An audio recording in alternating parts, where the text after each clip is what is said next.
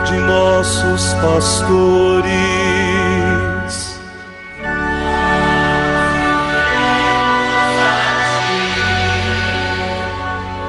Professando todos uma só fé,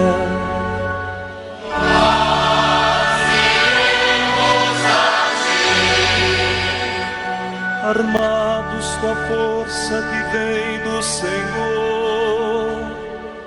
nós iremos a ti, sob o impulso do Espírito Santo.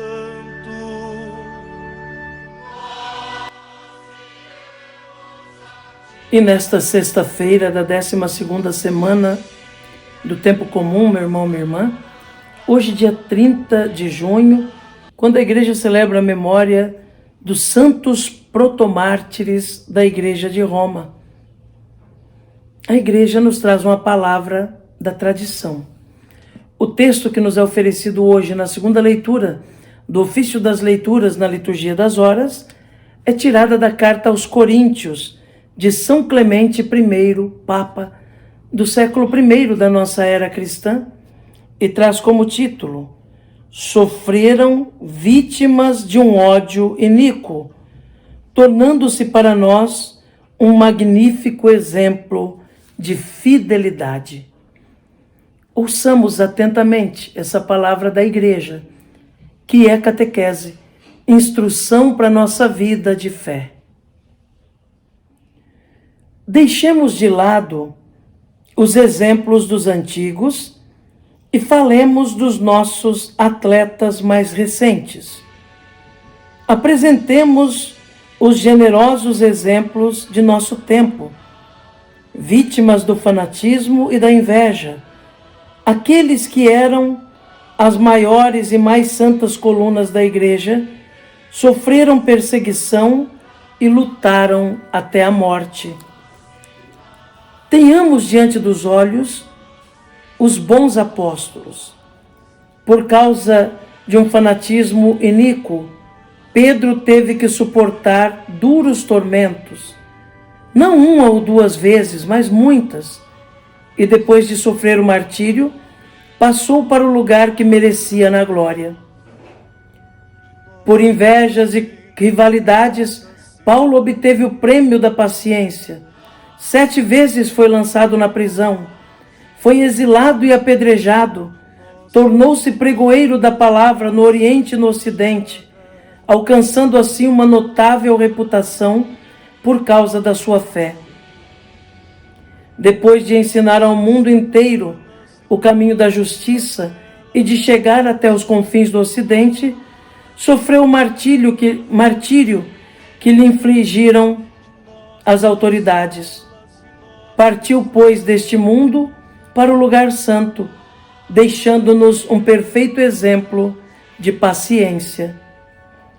A estes homens, mestres de vida santa, juntou-se uma grande multidão de eleitos que, vítimas de um ódio iníquo, sofreram muitos suplícios e tormentos, tornando-se, desta forma, para nós, um magnífico exemplo de fidelidade. Vítimas do mesmo ódio, mulheres foram perseguidas, como Danaídes e Dirceia, suportando graves e terríveis torturas, correram até o fim a difícil corrida da fé, e mesmo sendo fracas de corpo, receberam o nobre prêmio da vitória. O fanatismo dos perseguidores separou as esposas dos maridos, alterando o que disse nosso pai Adão: é osso dos meus ossos e carne da minha carne. Rivalidades e rixas destruíram grandes cidades e fizeram desaparecer povos numerosos. Escrevemos isto, caríssimos, não apenas para vos recordar os deveres que tendes, mas também para nos alertarmos a nós próprios, pois nos encontramos na mesma arena e combatemos o mesmo combate. Deixemos as preocupações inúteis e os vãos cuidados e voltemo-nos para a gloriosa e venerável regra de nossa tradição. Consideremos o que é belo, o que é bom, o que é agradável ao nosso Criador. Fixemos atentamente o olhar no sangue de Cristo e compreendamos quanto é precioso aos olhos de Deus, seu Pai, esse sangue que, derramado para a nossa salvação, ofereceu ao mundo inteiro a graça da penitência. Amém. Meu irmão, minha irmã, no dia de hoje, a igreja faz a memória facultativa dos chamados protomártires da Igreja de Roma. Quem são esses protomártires ou primeiros mártires da Igreja de Roma?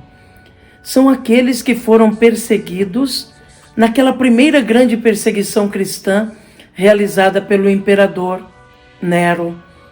Nero, no ano 64, mandou queimar Roma, incendiou a cidade de Roma.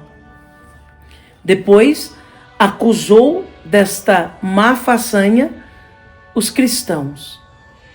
E por isso, muitos cristãos foram martirizados nas arenas, principalmente no circo de Nero, que estava ali na colina do Vaticano.